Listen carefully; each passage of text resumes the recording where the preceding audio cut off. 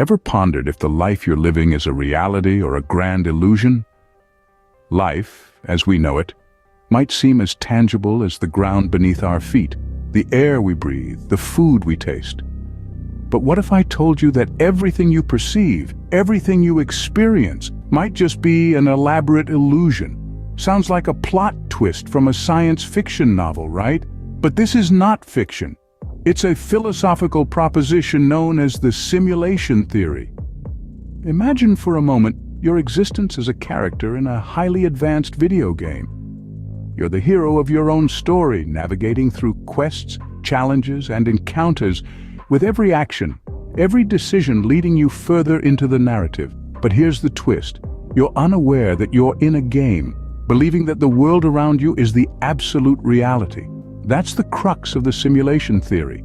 It suggests that we, as advanced beings, are living in an artificially created reality, a simulation designed by an even more advanced civilization.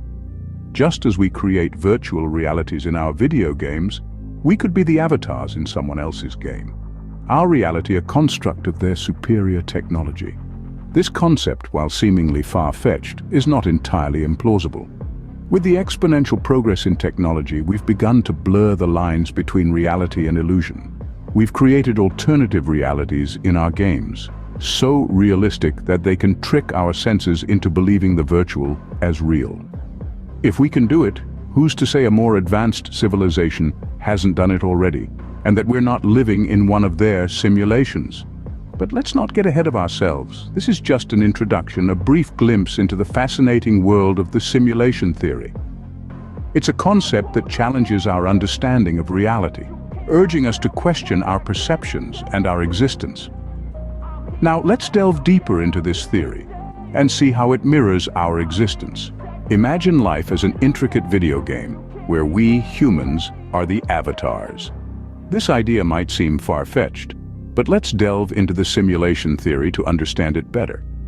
This theory, at its core, proposes that advanced civilizations possess the capability to create realistic simulations of reality. So the world as we perceive it could, in fact, be a sophisticated artificial construct. Now let's think about video games. We've all played them, right? In these games, we often control characters or avatars that navigate through the game world. These avatars have abilities, they interact with others, and they face challenges, much like we do in our lives. But here's the twist. The avatars, while seemingly autonomous, are actually under our control. They exist within a pre-programmed reality, following a set of rules defined by the game developers. Now, apply this concept to us humans. Could it be that we are avatars in a grand game controlled by some higher power or advanced civilization? This is where the lines blur between video games and simulation theory. The avatars in games are not conscious. They don't know they're in a game. But what about us? We're conscious beings, aware of our existence. Yet, if simulation theory holds true, we're as much in the dark about our true nature as the avatars in a video game. The concept of avatars in games gives us a tangible way to visualize our potential existence within a simulation. It's a thought-provoking parallel that encourages us to question our understanding of reality. Is our world a pre-programmed environment just like a game world? Are our actions, our experiences, our relationships controlled by a set of predefined rules? Just like avatars, are we too being controlled in a sophisticated simulation? This question might be unsettling, even absurd to some. But it's these questions that push the boundaries of our understanding and open doors to new perspectives. So, let's continue this exploration, shall we? Ever noticed certain patterns in life that seem oddly similar to a video game? Think about it. You encounter synchronicities, those seemingly random events that hold a significant meaning only for you. It's like stumbling upon an Easter egg in a game that propels your character onto a new path. Consider the patterns you see in your life, the recurring themes and lessons that loop until you've mastered them. It's almost as if you're stuck on a level, trying to unlock an achievement to progress further into the game. Then there are those quest-like experiences, the challenges that seem to have been designed specifically for you, pushing you to learn, grow, and evolve. It's as if you're the main character on a grand adventure, navigating through a world that's been meticulously crafted to test your resolve and mettle. These patterns, could they be the glitches of our simulated reality? In the realm of video games, the player's perspective is crucial. How does this connect to our existence? Let's delve a bit deeper into this intriguing question. Imagine for a moment that you're playing an immersive video game. You control your avatar, you make choices, you interact with the environment. That's your consciousness at work. It's the driving force behind your actions in the game. Now, what if we told you that this might be how our existence operates in the context of simulation theory?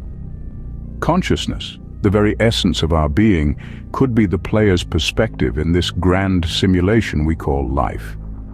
It's a fascinating concept to consider.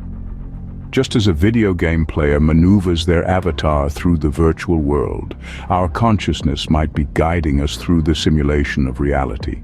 In a sense, our consciousness becomes our avatar, the vehicle through which we navigate the simulation. The choices we make, our interactions with the world, our experiences, all could be manifestations of our consciousness at play within the simulation.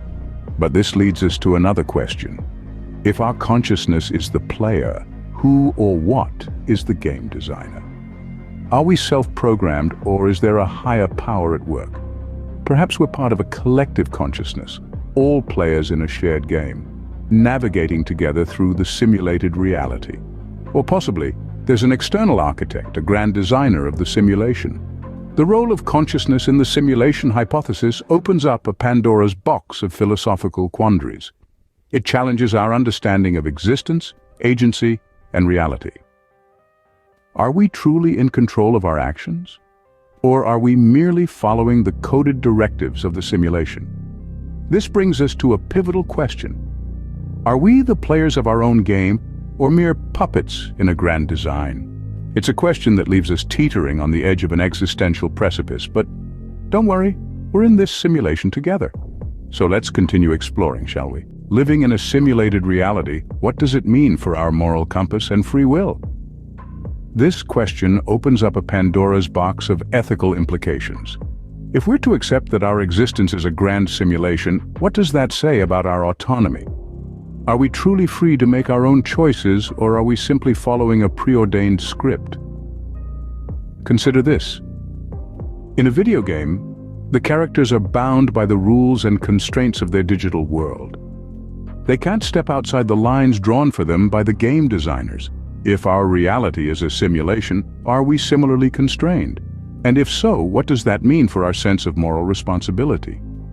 In a game, we might commit acts that we would never consider in real life, knowing that it's all make-believe. But if our reality is also a form of make-believe, does that absolve us of our actions and their consequences? These questions challenge our fundamental understanding of ethics and morality. They force us to question whether our actions are truly ours, or if they're dictated by some unseen programmer. And if it's the latter, can we be held accountable for our decisions and their impact on others? This line of inquiry doesn't provide us with easy answers. Instead, it compels us to consider the profound implications of a simulated existence on our understanding of free will and moral responsibility. In a simulated world, are our choices truly ours, or are they pre-programmed?